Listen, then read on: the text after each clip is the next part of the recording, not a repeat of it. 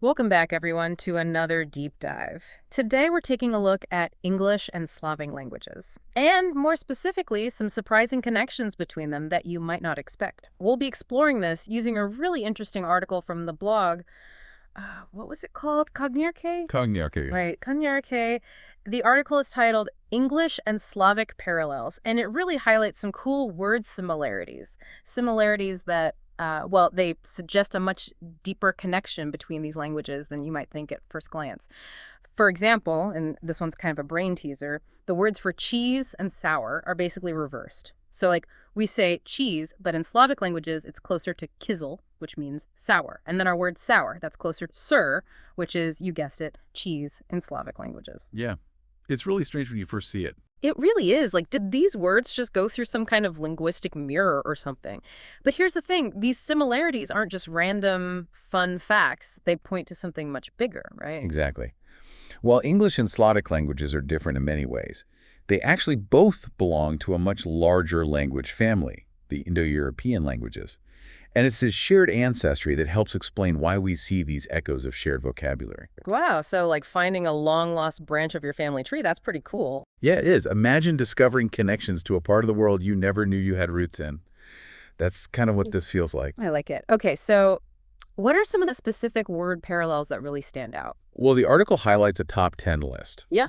And some of these are really quite remarkable. Take, for example, the words happy in English and cob, which you'll find in some Slavic languages. Okay, yeah. Totally different vibes. I mean, happy, at least to me, that makes me think of sunshine and, good times. But cob, that sounds a bit more, I don't know, mysterious, ominous even, maybe. Yeah, and that's where it gets so interesting, because both words actually trace back to a shared root, a Proto-Indo-European root, to be more precise, cob. And this root, it meant fate or omen. Hold on. Are you saying that our word for happy, which we associate with joy and all that good stuff, are you saying that could be linked to these ancient ideas about fate and destiny? It's true. It makes you wonder how the meaning of a word can change so much over time, right? Yeah. Linguists call this semantic change, where a word's meaning shifts and evolves over centuries. Huh. So in this case, if cob originally meant fate, then the English happy might have evolved to be something more like good fortune or a favorable twist of fate. Exactly, like we took this idea of destiny and kind of spun it in a more positive light. That's wild. It's incredible how these words give us this glimpse into how our ancestors viewed the world. It is. And how their understanding of things like happiness or fate, how that was different from how we see them today. And it just makes you want to dig deeper. Deep stuff. All right, ready for another one? Let's talk birds. Swans, to be precise. Okay, I love swans. Graceful, elegant creatures, right? Absolutely. But did you know that the word swan could be connected to dot bells? Wait, what? Swans and bells? I know, right? Sounds crazy. But the article links swan to the Slavic word for bell, which is zvono. Zvono. Okay, I kind of hear it. Yeah, and it's all about sound. Yeah. Apparently, they both share a common root related to singing or ringing. Ah, that makes sense. Swans are known for their calls. It's not just a quack, it's almost musical. Right, like a ringing bell. It's amazing how these connections pop up. And speaking of unexpected links, the article also delves into the word stone. Stone. Seems pretty basic. Right. But here's where it gets interesting. The article connects stone to the Slavic words stena and stan.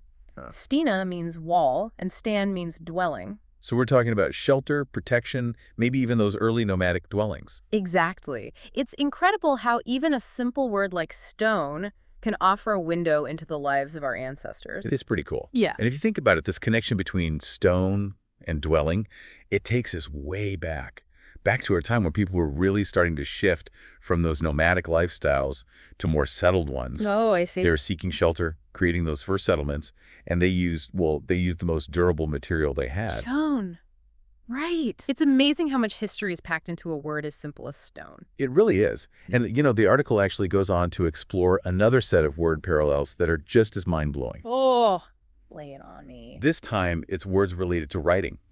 Uk, bukva, which is beech tree in Slavic languages, and then the verbs write and riti. Okay, hold on. You're going to have to help me out here. What do beech trees have to do with writing? We'll get this.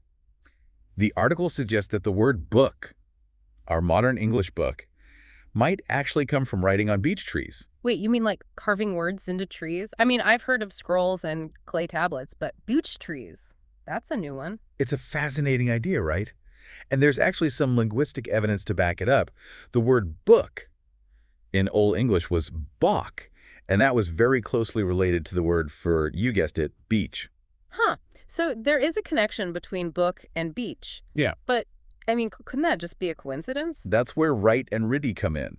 The article points out that the English right, it probably comes from words that meant to carve or to scratch. In Slavic languages, guess what riddy means? To carve or to scratch. So let me get this straight. We've got book and bukva, right, and riti. Two sets of words, both pointing to this connection between beech trees and early writing. Pretty wild, right? Yeah. And then there's red, which links to the Slavic ruda, meaning red ore. And finally, a simple one to wrap up this linguistic whirlwind, saddle. It has a direct counterpart in Slavic. Sedlo. See? Something's never changed. Sedlo, saddle, all comes back to sitting. Thousands of years later, and we're still sitting on horses. Okay, so we've gone down this rabbit hole of word origins. But it's more than just cool trivia, right? Oh, absolutely. These linguistic links, they paint a bigger picture. They really do. It makes you think about history in a whole new way. So spill the tea. What are these word clues telling us? Well, the article makes a pretty bold claim. It suggests that the Angles, the ones who basically gave us English, Right. they might have rubbed shoulders with Slavic groups way before setting foot in Britain. Now that's a twist. No one mentioned that in history class.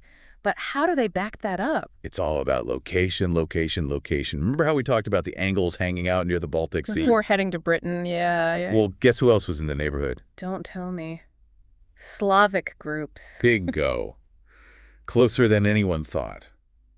And those shared words, they suddenly look less like coincidence, more like proof they were hanging out, swapping stories, maybe even borrowing words from each other. So it's like a linguistic puzzle. Each word is a clue, and it all points to this hidden connection. Exactly. Like finding a secret thread between cultures across time. The article even suggests that Slavs might have been in Europe way earlier than we thought. Wow. Mind officially blown. It's amazing how language can rewrite history. It's true. Well, language is a powerful tool. We might have just scratched the surface here, but these word connections give us a whole new way to see the past. Absolutely. I'm still geeking out about book and the beech tree. But here's the kicker. The article says the strongest links, they're actually between German and Slavic, not even English. It's true. So here's a little challenge for all you language lovers out there. Look up the German words for book and beech. See what you find. It just might lead you down your own language rabbit hole. And hey, if you enjoyed today's deep dive into English and Slavic parallels, be sure to check out COGNIARCHAE. Their website is a treasure trove for language lovers. Until next time, keep those aha moments coming.